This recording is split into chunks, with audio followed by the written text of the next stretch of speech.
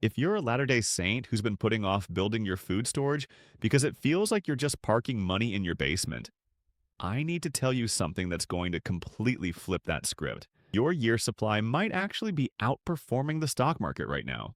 I know that sounds crazy, but in this video, I'm going to show you the actual math, not theory, not opinion, the real numbers that prove your wheat bucket isn't just following the Prophet's counsel. It's one of the smartest financial moves you can make in 2025. But here's the thing. If you click away right now, you're going to miss the one calculation that changes how you see every number 10 can in your basement. And honestly, you're probably leaving thousands of dollars on the table. So stick with me, because by the end of this video, you'll know exactly how to calculate the return on investment of your food storage, and you'll have a whole new reason to get that year supply done. Here's what we're covering today. First, I'm going to show you the simple formula for calculating food storage, ROI, and it's way easier than you think. Then, we're going to run a real head-to-head comparison, wheat versus the S&P 500 over the last 3 years. The results are going to surprise you. And finally, this is the part you can't miss. I'm going to reveal which items in your food storage give you the highest returns and which ones are just breaking even. Because not all food storage is created equal when it comes to beating inflation. Let's go. So before we get into the numbers, we need to talk about why this matters right now. If you've been to the grocery store lately, the same cart that cost you $150 2 years ago is now pushing 200, maybe 220. But here's what most people don't realize. The official inflation rate, the number the government gives you, that's measuring everything. Electronics, cars, services, all of it. Food inflation, that's a different beast entirely. Over the last 3 years, food prices have gone up between 20 and 30% depending on the category. And the items we're counseled to store, wheat, rice, beans, oats, those prices have been absolutely volatile. Now, if you're like most Latter-day Saints, you've probably thought about food storage as obedience, following counsel, checking a box. Maybe you even felt a little guilty about it, like it's this expensive thing sitting in your garage that you're probably never going to use. But here's where it gets interesting. What if I told you that expensive thing in your garage has been earning you money this whole time? What if I told you that every time wheat prices jumped, you just got a raise on the wheat you already bought? See, when Prophet counsels us to be provident, to prepare, to store food, he's not just talking about spiritual preparedness. He's talking about being financially smart. And when you run the actual numbers, it turns out the math backs up the revelation. Let me show you. All right, let's talk about how to actually calculate the return on investment of your food storage. Don't worry, this is not complicated. You do not need to be a finance major. Here's the formula. ROI equals current price minus purchase price, divided by purchase price multiplied by 100. That's it. Let me give you a real example. Let's say in January 2022, you bought a number 10 can of hard red wheat from the church's home storage center. At that time, it cost you $3.65 per can. Now, in December of 2024, that same can cost $4.85. So we take the current price, $4.85, we subtract what you paid, $3.65. That gives us $1.20. Divide that by your original $3.65. That's 0.329. Multiply by 100 to get the percentage. That's 32.9%. Your wheat gave you a 32.9% return in less than 3 years. And here's the kicker. It's tax-free. You didn't pay capital gains. You didn't pay dividend tax. You didn't pay anything. You bought wheat. You stored wheat. Wheat got more expensive. You just made 33% on your money without lifting a finger. Now compare that to the S&P 500. Over that same period, January 2022 to December 2024, the S&P 500 is up about 24%. That's a solid return. Don't get me wrong, but your wheat beat the stock market by almost 9 percentage points. And you didn't have to worry about a recession. You didn't have to watch CNBC. You didn't have to panic when the market dropped. You just had wheat. Now I know what you're thinking. Okay, that's cool, but that's just one example. What about everything else in my food storage? Great question. Because here's the thing. Not all food storage items are created equal when it comes to returns. Some items absolutely crush it. We're talking 40%, 50% gains in just a few years. Other items, they basically just keep up with inflation. So in the next section, I'm going to break down the top performers versus the ones that are just okay. Because if you're strategic about this, and you should be, you can actually optimize your food storage to maximize your financial return while still checking all the boxes for preparedness. Let me show you the data. All right, so I went through and calculated the returns on the most common food storage items over the last 3 years. I used prices from the church's home storage centers, Costco, and Walmart to get a good average. Here's what I found: the winners. Number one, hard white wheat. ROI 36.8%. This is the heavyweight champion. Wheat prices have been on a tear because of global supply chain issues, climate problems in wheat growing regions, and increased demand. If you loaded up on wheat in 2021 or 2022, you're sitting on serious gains right now. Number two, pinto beans. ROI 31.2%. Beans have always been a staple, but the price increases have been dramatic.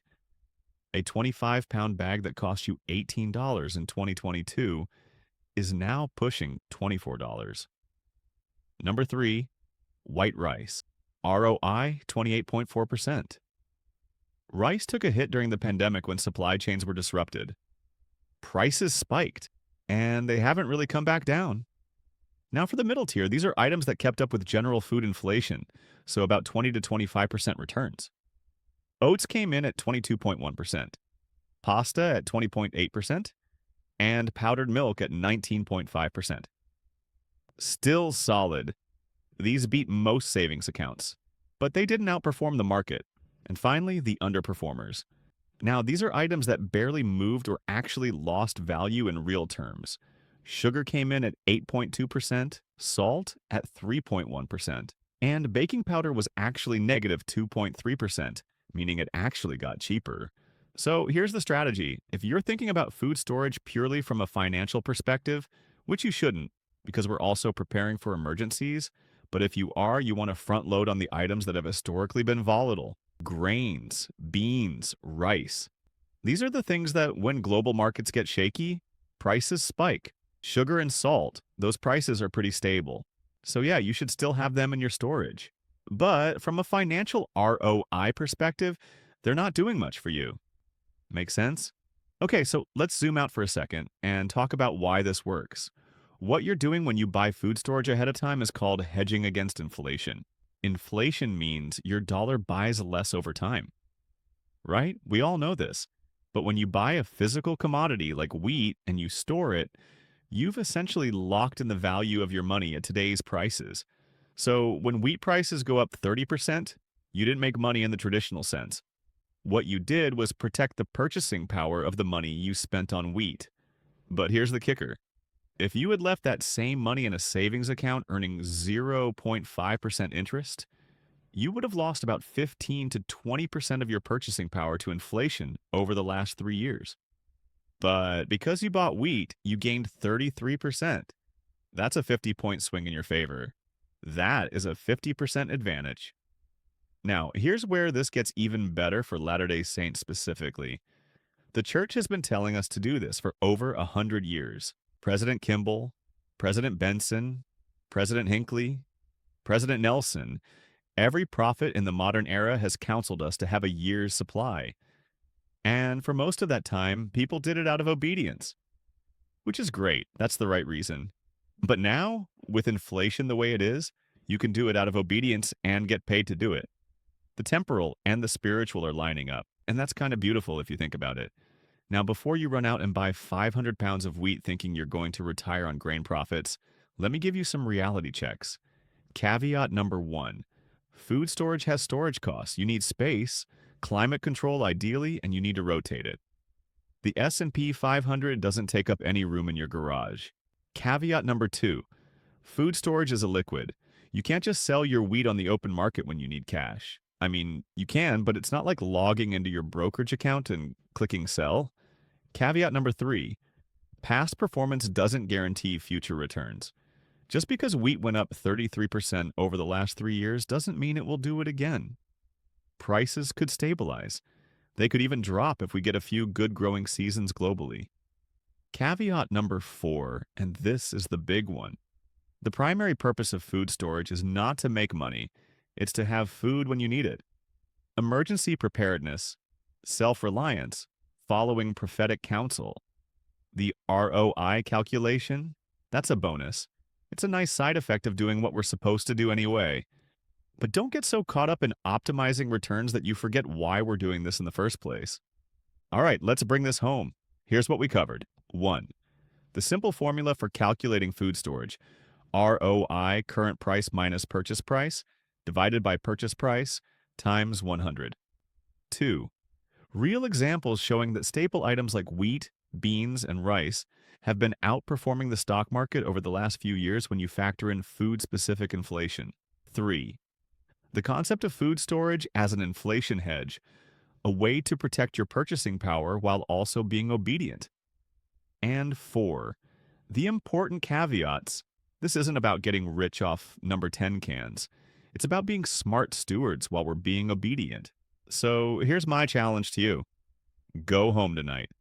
Pull up the prices of the food storage items you already have. Use Wayback Machine or Google to find out what you probably paid for them when you bought them. Run the calculation.